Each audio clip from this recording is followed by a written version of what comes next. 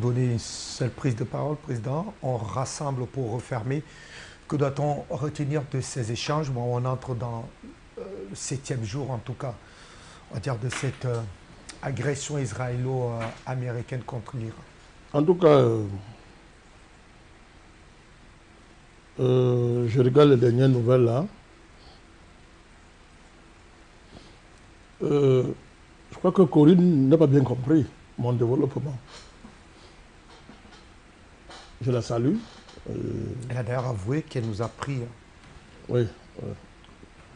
Non, on se comprend. Le dialogue doit être vrai et total. Je crois que elle me permet de réexpliquer ce que j'ai dit, mon cher Fabi, c'est important. J'ai dit qu'il ne faut pas avoir un seul scénario dans la tête quand il y a un tel conflit. Il faut avoir plusieurs scénarios parce qu'on est dans une configuration très très complexe où on se retrouve avec une situation où vous avez un État profond mondial qui a voulu manipuler toute la planète en exerçant un contrôle absolu sur toutes les élites mondiales, du moins, dans une certaine mesure, à l'exception de la Chine et à une certaine mesure la Russie. Et comme par hasard, ces deux pays sont dans le plan de destruction de cette oligarchie mondiale totalement satanisée. Et c'est pour ça que l'Amérique est en première ligne contre la Chine. L'Amérique, la USA, au plan stratégique, elle estime que son adversaire, son ennemi, c'est la Chine. Et auparavant, elle a voulu détruire la Russie en l'entraînant dans le bourbier ukrainien. Donc, on voit bien cette dynamique-là. C'est cette dynamique-là qui est en première ligne, il faut bien voir ça. Et c'est ce que révèle l'affaire Epstein. Et l'affaire Epstein n'éclate pas par hasard. Elle nous montre quel est le projet de l'Occident, et ce que c'est que l'Occident, et quelle est la valeur des élites occidentales. On y avait les scientifiques, tout le monde était là-bas dedans, les financiers, hommes d'affaires, hommes politiques, tout le monde était là-dedans, musiciens, etc. Donc, à partir de là, nous disons ceci. Il faut prendre tous les aspects de ce conflit parce qu'il est profond. Il a créé les conditions d'une irrationalité du comportement des élites qui sont encore au pouvoir à l'heure actuelle, qui tous sont obnubilés par une seule chose, sauver leur tête, éviter d'être éclaboussés par l'affaire Epstein. Ces élites sont en première ligne, c'est Donald Trump, Netanyahu. Quand on parle du dossier Epstein à l'heure actuelle, Fabrice, on ne parle plus du dossier, on ne parle plus de 3 millions de failles, c'est dépassé. On parle des failles, des dossiers qui ont été, comment on dit ça, censurés. Le débat, il est là aujourd'hui. Et quand on parle de ces dossiers censurés, on vous dit que non. Ils impliquent directement Donald Trump et Netanyahu. Il y a ça. Donc, ça explique dans le fait que Donald Trump ait déclenché une guerre dans une impréparation totale. Bon, maintenant, Donald Trump déclenche cette guerre. On a des informations aujourd'hui sur le fait que, apparemment, et tout semble le montrer, on a vu ça avec Biden, on voit ça avec Donald Trump, son fils, il s'appelle qui là, Junior Baron Trump, aurait investi 30 millions de dollars dans le pétrole juste avant la guerre. C'est ce qu'ils ont l'habitude de faire. Ils ont toujours fait ça depuis la nuit des temps quand il y a la guerre. La guerre pour eux, c'est un business. Ils créent la guerre pour établir une nouvelle hiérarchie de domination en termes de concentration des capitaux et de la richesse. Donc, si Donald Trump, si ça s'avère vrai, et il y a très peu d'éléments qui peuvent montrer que ce n'est pas vrai, ça veut dire que Donald Trump fait la guerre et il spécule sur la guerre. Ça veut dire qu'il soit après lui, il prépare les jours de ses enfants, soit il se dit que bon, cette guerre-là, écoutez, à tout point de vue, je ne perds pas, ma famille ne perd pas, soit c'est que bon, ok, comme je suis très mouillé dans l'affaire Epstein, si je ne m'en sors pas, mais que ma famille ait de quoi tenir, par exemple. Donc, peu importe les raisons qu'on met en avant, on voit très bien que la guerre, c'est un business. Donc, il y a l'enjeu du coût de la guerre, combien ça coûte, et qui va payer la facture après. Donc, il faut donc que dans l'analyse, tous ces éléments-là soient intégrés dans l'analyse. La dimension paranoïaque des dirigeants qui sont impliqués dans l'affaire Epstein et qu'on tient par les couilles, permettez-moi l'expression. la dimension des enjeux géostratégiques classiques, à savoir le contrôle du pétrole, le contrôle des routes d'accès, la volonté pour les capitalistes américains et les multinationales américains de ne pas perdre la guerre contre les Chinois. Par exemple, pour ne parler que des Chinois, cette guerre-là est une réalité. Et en fusionnant ces aspects stratégiques, les aspects géostratégiques, les aspects stratégiques et les aspects d'irrationalité que je viens de convoquer, on a l'entièreté de puzzle. Donc Donald Trump peut vouloir régler, en même temps qu'il règle la question d'Epstein, il mobilise autour de lui, n'est-ce pas, tous ceux qui ont intérêt, n'est-ce pas, à ce que les routes d'accès ne soient pas sous le contrôle de la Chine, ceux qui ont intérêt à ce que l'Amérique sécurise ses réserves de pétrole parce qu'elle n'en a plus. Là, les chiffres démontrent que d'ici 50 ans, c'est terminé. D'ici peut-être 10 ans ou 50 ans, elle aurait épuisé ses réserves au rythme de consommation actuelle. Donc, la question dont Peter l'a dit, la question des réserves pétrolières est vitale pour les Américains. Donald Trump joue là-dessus. Il mobilise tous ces réseaux, les complexes industriels, les complexes militaro-industriels qui s'enrichissent dans la guerre, il va les mobiliser. Donc, tous ces aspects-là, il faut qu'on voie ça. La question est de savoir quelles sont les perspectives que cet engrenage offre. Quels sont les dangers, à quel danger ça expose toute la planète. Quelles sont les frontières que cela trace pour les autres puissances qui observent. C'est tout ça qu'il faut prendre en compte. Alors, cette guerre coûte cher. On parle d'1 million de dollars par jour, je crois. Je crois que c'est 1 million de dollars, je vais faire mes chiffres. Hein. Excusez-moi. Ça coûte quelque chose comme $1 milliard pour un pays comme l'Arabie Saoudite. Il faut vérifier. C'est 1 milliard de dollars. Ok. C'est 1 milliard de dollars. Parce qu'on a les chiffres. La guerre coûte 1 milliard de dollars par jour. C'est beaucoup pour les Américains. 1 milliard de dollars par jour. L'Amérique bousille les missiles qu'elle prend 1 an pour fabriquer, là où l'Iran fabrique les mêmes missiles en 1 jour, en 20 jours. Donc, vous voyez, la différence est nette de ce point de vue. Du point de vue militaire, et si on tient compte de la symétrie, basée sur le fait qu'aujourd'hui, la guerre d'aujourd'hui, ce sont les drones, l'avantage n'est pas aux États-Unis. Tout à fait. L'avantage, ce n'est pas aux États-Unis. On ne parle même plus aujourd'hui d'Israël parce qu'on voit très bien que son homme de fer n'existe pratiquement plus. Donc, de ce point de vue, qu'est-ce qui va se passer? Et là, vous voyez, tout à l'heure, j'ai convoqué la frontière nucléaire. C'est-à-dire qu'on peut faire comme si ce n'est pas possible. Les Américains, Donald Trump, coincé dans son irrationalité, peut utiliser les armes nucléaires tactiques. Et les informations circulent, vont dans ce sens. Israël, paniqué, peut utiliser l'arme nucléaire. Et l'Iran, anticipant, a déjà averti que si on l'attaque, si elle sent qu'elle est fortement menacée, elle va détruire Dimona. Avec les conséquences écosystémiques, écologiques. Le centre nucléaire d'Israël. Oui, le centre nucléaire, avec les conséquences cataclysmiques que ça peut imaginer dans la région et aux alentours. Donc voilà les perspectives. Le débat de savoir dans quelle mesure on peut arrêter ces gens-là. Qu'est-ce qui peut les arrêter aujourd'hui? Le Congrès américain s'est réuni. Bon, les sénateurs ont empêché la résolution consistant à arrêter les frappes, mais au moins, il y a la possibilité, la perspective que bon, les crédits ne s'obtiendront plus comme avant. Mais Trump, lui, quand vous regardez, il a un carteron de généraux, il y a une bonne partie de l'armée dont il a le soutien total de cette partie de l'armée-là, et ça lui donne l'assurance qu'il peut faire sans le Congrès en s'affichant il s'en fout comment on dit ça? Comment on appelle ça? Des exigences démocratiques et juridiques qui normalement, sont inévitables quand on veut déclencher une guerre. D'abord, il a déclenché la guerre, ça constitue le Congrès. Donc, il y a cette situation-là. Elle a finalement consulté après coup. Alors, après coup, oui, après coup, mais jusqu'à là, il semble bien s'en foutre de ça. Parce qu'il a encore la majorité au Sénat jusqu'au mi-terme, la majorité au Congrès jusqu'au mi-terme. Il peut s'en foutre de ça, même s'il y a les fissures dans sa coalition qui sont de plus en plus importantes. Donc, du point de vue de la raison, voilà les éléments que l'Amérique a aujourd'hui pour essayer de ne pas perdre la face. Elle prétend qu'elle va bombarder l'Iran. On a le contrôle absolu. Rien de là, ça fait rire. Puisque tout ce qu'ils ont bombardé depuis, ils bombardent des leurs. l'Iran s'est organisé, elle a créé des souterrains, toutes des villes entières. L'Iran s'est préparé à vivre, n'est-ce pas, sous le bombardement atomique, de survivre. Donc, comment cela va se passer finalement pour les États-Unis et pour Israël?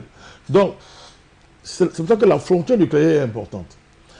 L'Iran ne peut aller à un certain niveau que si elle sait qu'elle s'est préparée pour non seulement survivre à des frappes nucléaires, mais réagir et anéantir l'adversaire. Or, moi j'ai des informations depuis ce matin, j'ai fouillé dans mes recherches, il y a des analystes qui disent qu'il faut faire attention. À ce niveau, l'Iran a plus d'un tour dans son sac. Il n'est pas exclu que l'Iran s'est donné les moyens de fabriquer très très rapidement, si c'est nécessaire, l'arme nucléaire. J'ai cette information-là aujourd'hui. J'ai fouillé, j'ai lu ça. Au-delà de ça, nous ne savons pas quelles autres armes l'Iran détient, qui est même aussi puissante, sinon plus puissante que l'arme nucléaire. On ne sait pas aujourd'hui. L'Iran ne sait pas. L'Iran, on a attaqué l'Iran joue sa survie, elle n'est pas prête à s'amuser, et c'est un pays qui a 2500 ans, elle est habituée à faire la guerre, c'est un problème. C'est-à-dire, l'Amérique, là, l'Amérique joue son bateau, ici et là. L'autre dimension, c'est le comportement de la Russie et de la Chine. Est-ce que les Russes et les Chinois, puissants nucléaires, vont laisser aujourd'hui qu'au XXIe siècle, on entre dans une nouvelle ère nucléaire qui serait toujours dominée par les États-Unis, comme on a vu à la faveur des deux guerres mondiales. Alors, sauf qu'à la Deuxième Guerre mondiale, les Russes, à l'époque Union soviétique, sortaient de la guerre ayant perdu plus de 25 millions d'hommes. Aujourd'hui, certes, la Russie est préoccupée par le secteur, par la question de l'Ukraine, mais elle n'a pas perdu 22 millions d'hommes. Elle est plus forte, elle est de retour, elle est plus puissante, elle est mieux organisée, etc. Est-ce que du point de vue de la...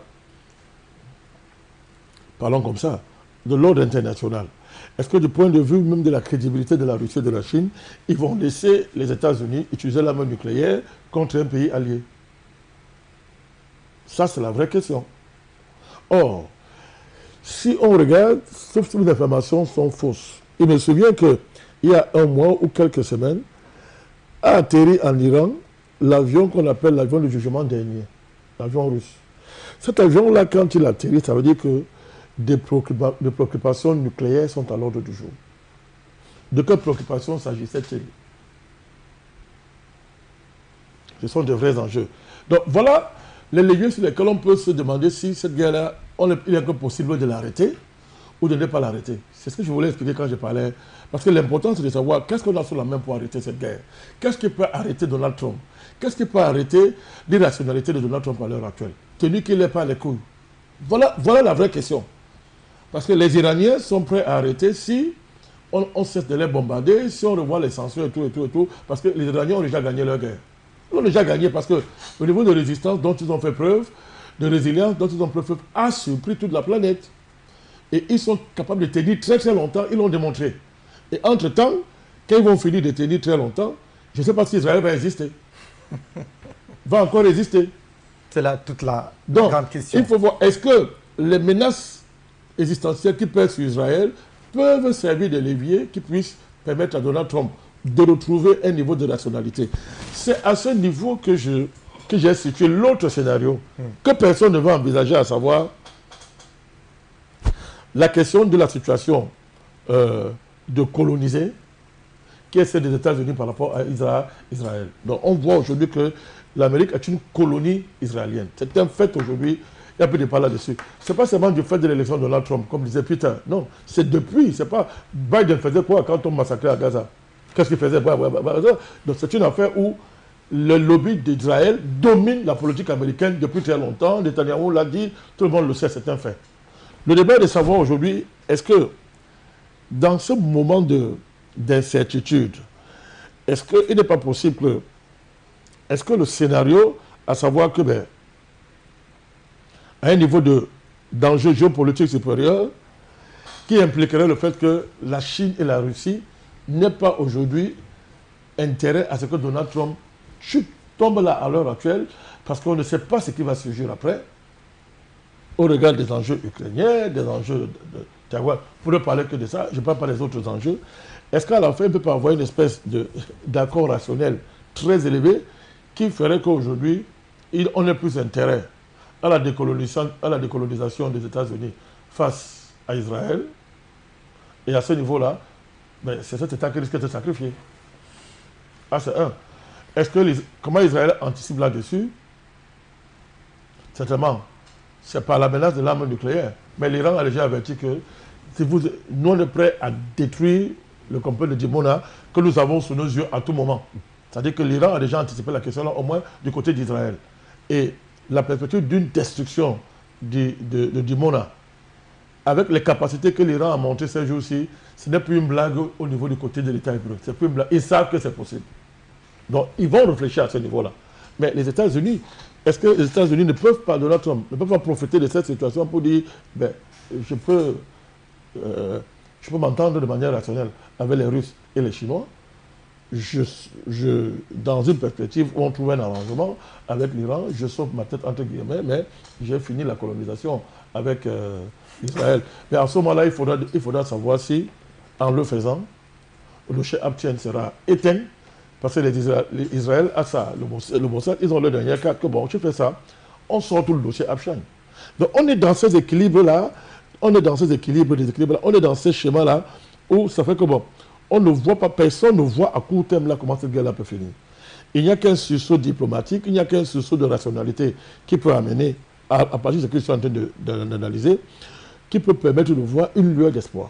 Mais quand on a fini de faire ça, Fabrice, est-ce que l'humanité est condamnée à vivre comme ça sans aucune perspective dans le cadre de cette guerre qui met en péril son avenir, qui met l'humanité en situation de péril final? Moi, je dis non, parce qu'à ce moment-là, je retrouve ma casquette que j'adore, le principe de la géospiritualité. Maintenant, on a vu que Abtien, c'est le satanisme le plus élevé, et c'est ce satanisme-là qui a adossé la géopolitique mondiale. Ça se voit.